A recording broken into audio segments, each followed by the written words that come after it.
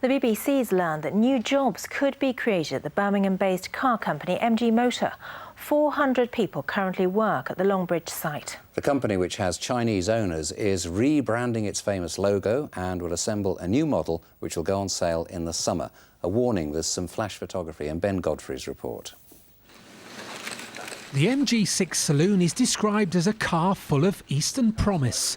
MG Motors hopes that China, the world's largest car market, will lap up this new British design. For me, it represents the soul of the MG brand for a mature market. It's got a very British feel. It's got a very strong heritage to the car as well.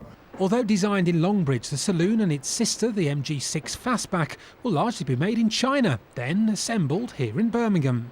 To see an assembly line like this one sitting dormant is a pretty unique sight for any car manufacturer. But in a matter of months, we could see thousands of these new vehicles roll off the assembly line. We're told that this facility has the capacity to assemble 40,000 cars a year. To try and reignite the spirit of an age, MG's iconic badge has been given a red and chrome makeover. It's the start of a road to expansion and new jobs. We are manned up at the moment to introduce the first two products.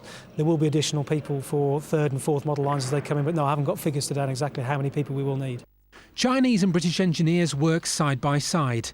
MG Motors is owned by SAIC, China's largest car maker.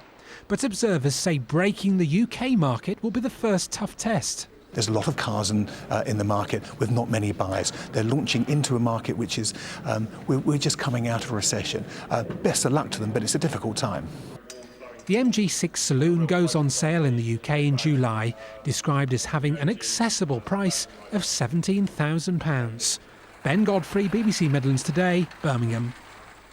Well, we're joined now by the Sales and Marketing Director of MG Motor in the UK, Guy Jones. Thanks very much indeed for coming in, Mr Jones. First of all, let's talk about those jobs that you were alluding to earlier. You don't know when they're coming, but they are coming, you think? Well, we're recruiting the last jobs for the team to launch the products at the moment, but clearly the opportunity for the future is that we're able to launch these two products successfully. We've got more new products following those, and clearly when those products arrive, we'll be able to expand the workforce. How many jobs are we talking about here, do you think? You've got a capacity to build 40,000 cars. That seems like a lot of cars that you'll be assembling in Birmingham. You could be. I think we could be. That is the plant capacity. It's a step-by-step approach, and it's going to be organic growth led by the introduction of new products. We've got two new products this year.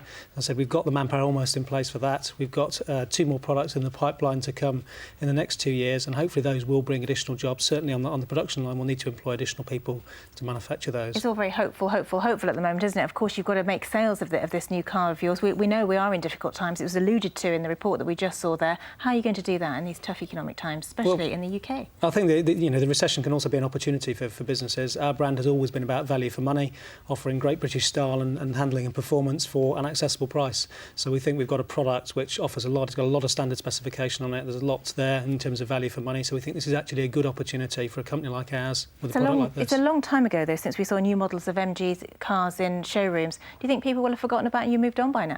I think that we need to do a lot to put the brand back in people's minds, and we've got a very big advertising and marketing campaign planned for this year with television advertising and a film about the brand. So there's a lot of exciting things to come to put the MG brand back on the map. OK, well, we do wish you the very best of luck. We want those jobs, don't we? Thanks very much indeed for coming in, Mr Jones. Thank you.